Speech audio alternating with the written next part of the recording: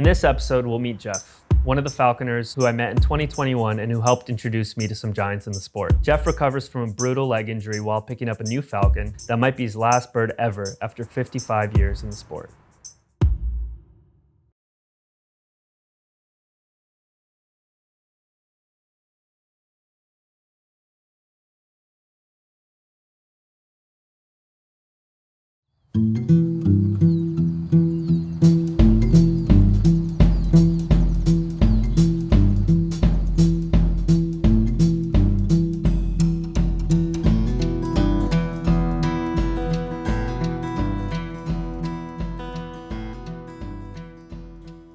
We had a storm that came through and blew some trees over, and I had the top of a very good-sized oak tree stuck in the tops of another group of trees, which I didn't want to be a fire hazard when the dry season gets here. So I thought, oh, well, I better remove it.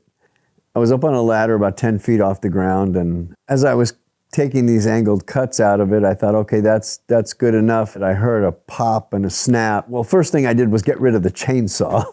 I put my other foot onto the stump and I started to ride it. It's time for me to get off, and I jumped backwards, and the landing didn't go so well.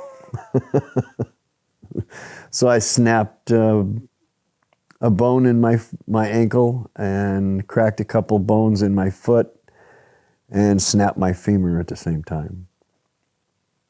While I was working, I was wearing a pair of muck boots, relatively new, and they're boots I wear out hawking all the time. And when the paramedics showed up, I said, I should have done this when I was 16 years old. It would have healed a lot faster. And he walked up and he kneeled down. He said, oh yeah, it's okay. Your leg is broken here. Looks like your ankle's broken too. And then he pulled out a pair of shears and he stuck his finger inside my boot and pulled it back. And I went, no. And he looked at me kind of odd and he said, you're telling me you want me to pull this boot off your broken ankle? And I said, yeah. And he thought I was nuts. So he started to pull on the boot. He said, okay. And he started to pull and I thought my foot was going to come off in the boot. And then all of a sudden I could feel the boot sliding across the bottom of my foot. And I said, it's sliding, just keep pulling. And he pulled it off. And when he got the boot off of there, he just looked at me and he said, you are crazy. And I said, but it's a good pair of boots. I'm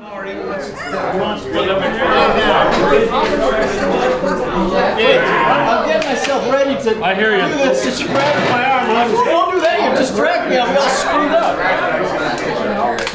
I can see that streak of pain going through you. Just sitting there thinking about walking over here. I can't put any weight on this, but if I bounce, that thing's heavy, so it keeps stretching that leg. You're gonna have to tell me. Like, yeah, I don't know about that either. My leg hurts again. 2 years old. I've known him longer than anybody I've known about Falcons. His name's Mr. Happy. What's his name? Mr. Happy? Mr. Happy? You can tell. He's always cracking a joke. Well, all right. I'll go put him in the truck and have one of your beers.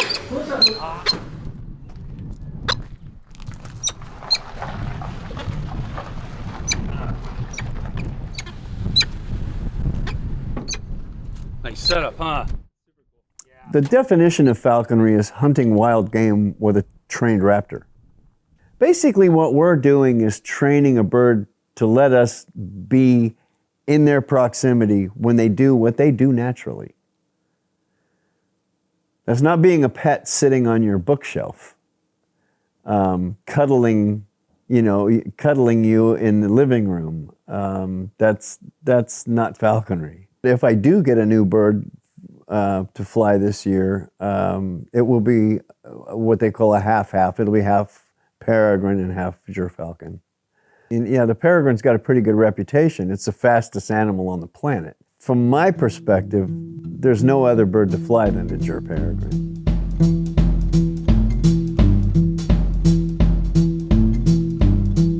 I'm actually on the road right now. I'm on the way to Oregon. Well, I'm actually in Oregon.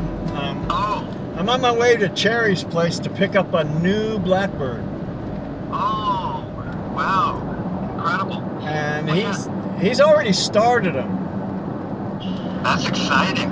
But- Yeah, that's the hype.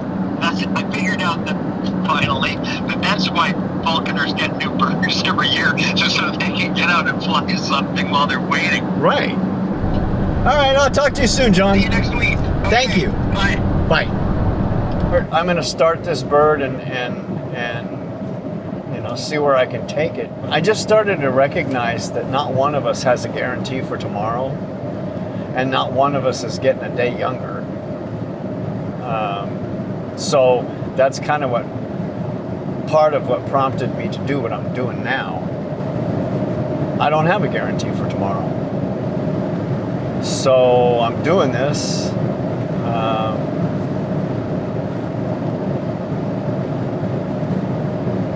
I guess while I still can.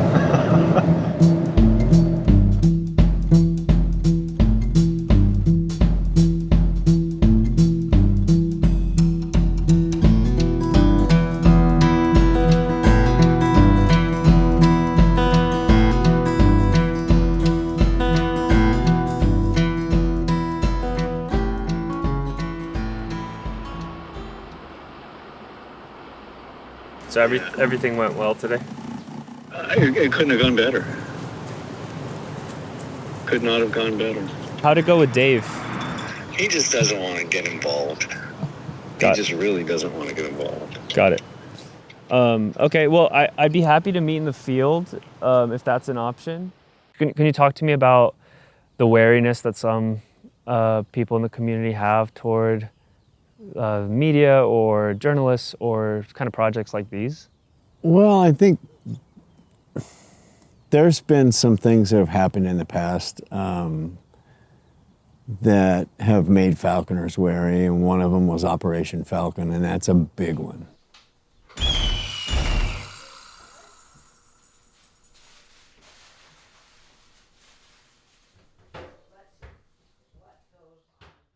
And it caused a big problem. I mean, it was so now falconers, when they hear outsiders coming in, they're very wary because they don't, they've seen this as a history before, and they're going, I'm not going to let that happen again.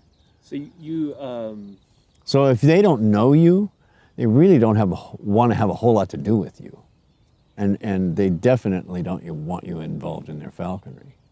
you have a phrase for the people that kind of rail against falconry. What do you call them? The antis. Who are the antis? PETA is one of the biggest ones. We talk to Fish and Wildlife, and they tell us that people from PETA are in his office all the time trying to find different angles to try to shut things down related to hunting. How long have we known each other for, Jeff? It's been 2-3 years. Those 3 years, the amount of times I've just had falconers kind of shut their door on me. Not in a disrespectful way, but just a kind of... Yeah, not interested. Yeah, not interested, or what are you really up to, or what's this project really about? Right. Yeah. Right. So it's been a challenge. And you'll see a lot of that. I think a lot of misconception is out there. I think people have the concept in their head from where it came from, I'm not really sure, that we starve these birds into submission. And that's not what we're doing at all. I also wanted to talk about what this project means to you personally. You've told me multiple times now this might be your last bird that you train. I have a real strong connection to flying these birds. But I don't know how much longer I'll be able to get out in the field and do what I do. And there comes a point when you kind of have to hang things up. I don't know when that's going to be. If I'm very lucky, he'll have a long lifespan and he'll last me through what I've got left in me. But with falconry, things can go to disaster in an instant. So you're kind of at the will of the gods, as they say.